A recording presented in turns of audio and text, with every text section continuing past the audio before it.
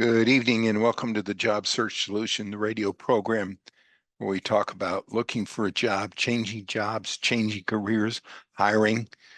And as always, we begin with a prayer. Dear God, grant us thy peace and thy mercy, thy will be done. And in just a few minutes, as we do every Wednesday evening, we're going to welcome Rich Chavinsky. He's going to be talking to us about consultants in the workplace and what's going on with them these days. He's got some fascinating ideas about in the trenches regarding consultants, and he always has some fascinating ideas about what's going on. Lately, we've been beginning every program with 10 or 15 seconds of gratitude, being grateful. So I want you to take 10 or 15 seconds and think about what you're grateful for today. What happened to you today, or what today was just make you grateful. Go. Being grateful. You can't be unhappy when you're grateful. You just can't be unhappy when you're grateful. I wanted to, in this session, first session, talk about something that hit me. I've been reading a couple of books by a guy by the name of Morgan Housel, The Psychology of Money and Same as Ever. These books were two totally different books, but in The Psychology of Money, this guy talks about people's attitude towards money, attitude towards life, but attitude towards especially the use of money.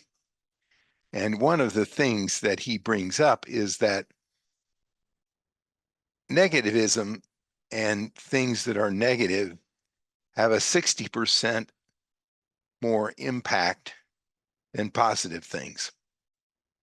Positive things have a 40% impact relative to a 60% impact of negative stuff. And it made me start thinking about the things that go on in the job search, especially regarding candidates and their search for a position.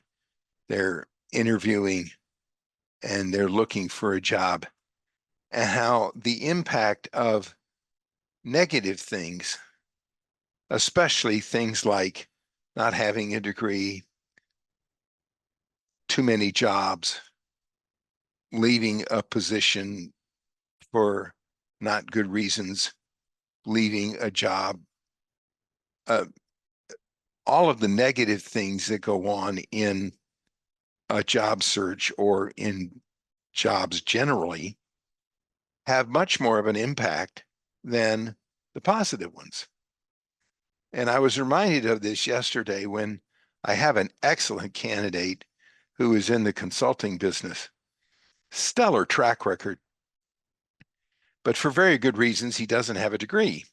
He had to drop out of school to support his family, and he lacks 1 year of a degree. But he's had an absolutely stellar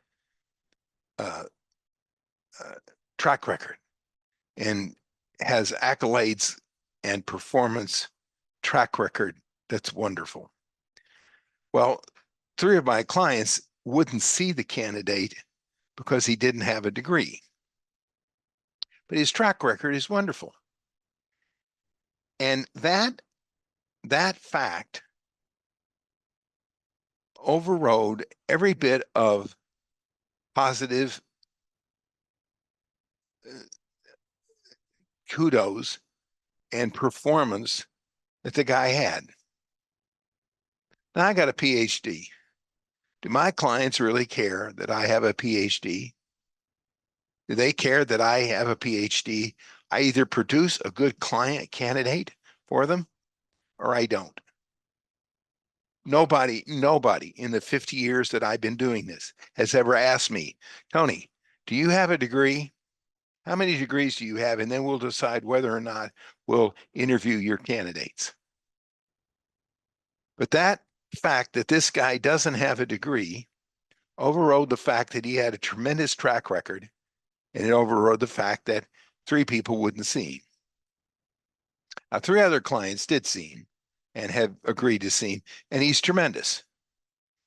The same thing rationale goes for many of the reasons of why people have left their jobs, why they've had too many jobs, why they've had jobs for only a year.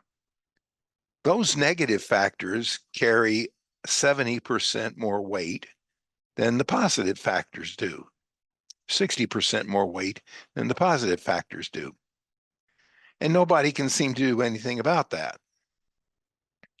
Most of the time, candidates, especially if they perform well, can overcome that. But if you're a hiring authority, you really need to think about that. Being a candidate in a situation like that, you need to think about it too. You know it to be true. Now, I know that there's some not so good reasons for all that stuff. And there's some people that'll say, well, if a person's only averaged 2 years on every job they've had, the last 3 jobs, they're only going to last 2 years on my job. There's no way of knowing that. That's predicting the future, and there's no way. But just knowing that those negative issues carry 60% more weight than the positive issues do makes everybody realize that you really have to offset those negative things a whole lot more. And if you're a candidate with issues like that, you really have to know how to offset them. And you can't just blow them off by saying, well, it's no big deal. It is a big deal, and it does make a difference. If you're a hiring authority, you need to take it into account. You need to try to weigh those negative things by the positive things. You really need to. I don't know whether that'll do any good, but just knowing that the negative outweighs the positive is something that we all have to live with. All right, we're going to take a short break. Stay tuned. This is Tony Bashir with the Job Search Solution.